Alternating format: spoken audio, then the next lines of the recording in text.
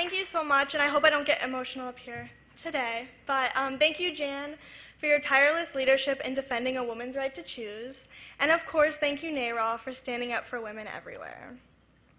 Those of you who are familiar with No Easy Decision know a bit about how I came to face an unplanned pregnancy and why I chose to have an abortion. What you're likely less familiar with is why I chose to participate in the show. Admittedly, when I was first offered this opportunity to share my story, I was pretty conflicted.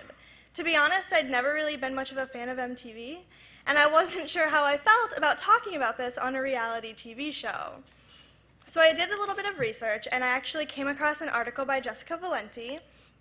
In it, she talks about how 16 and Pregnant claims to show the reality of pregnancy, but they never talk about the issue of abortion. To me, this assured me that there was certainly a reason to discuss this issue.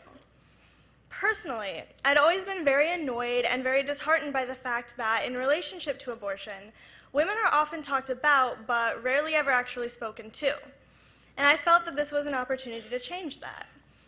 But I hadn't told my family that I'd had an abortion yet. My sister had actually, at 18 years old, had just given birth to her first son, to my nephew. And my family was going through a lot, and I just really didn't want to add to that.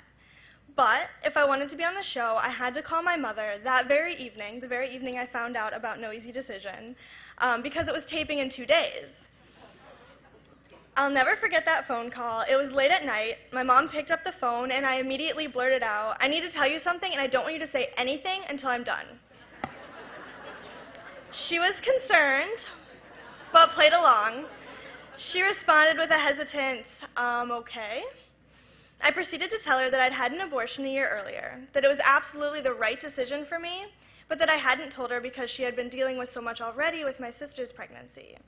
I added, "So I need you to sign a release form so that I can go to New York City tomorrow so I can talk about it on an MTV show."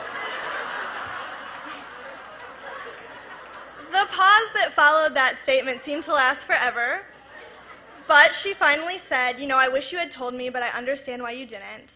She also added that she knew that I would never do anything that I didn't think was right for me. In other words, she trusted me. I had a similar conversation with my sister, and while there was still a lot for us to discuss as a family, I was able to leave for New York the next day knowing at the very least that I had my family's support. And that was helpful because I was shaking with nerves and anticipation for most of the trip. I was so nervous and stressed, actually, that I lost my voice the day before filming, and I spent most of my time in New York City drinking tea and downing cough drops. But thanks to the help of the MTV staff, I did eventually regain my voice and was able to participate in the discussion.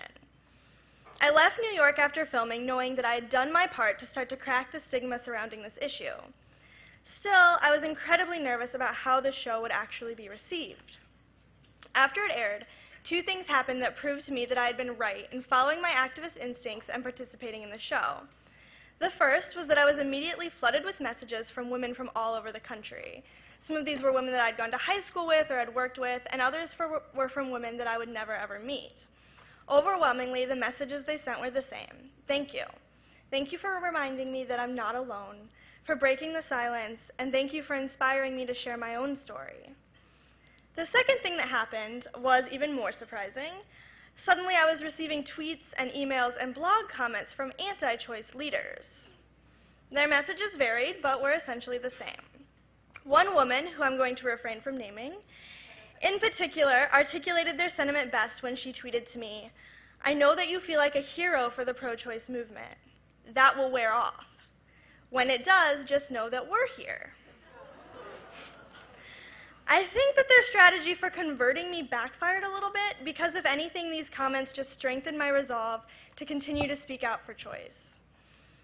After I had an abortion, I had a choice to make. I could remain silent, or I could share my story and start to work to remove the stigma associated with abortion. I chose the latter. It wasn't an easy decision either, but I've never regretted it for a minute. What this experience has taught me is that women's experiences with abortion are nuanced and complicated, but that if given the opportunity to really share these diverse realities, we can start to challenge the stereotypes and falsehoods that are promoted by the anti-choice movement. So thank you so much for this award and for allowing me to share a little bit more of my story with you today, and thank you all for your unwavering commitment to keep abortion safe, legal, and accessible. Thank you.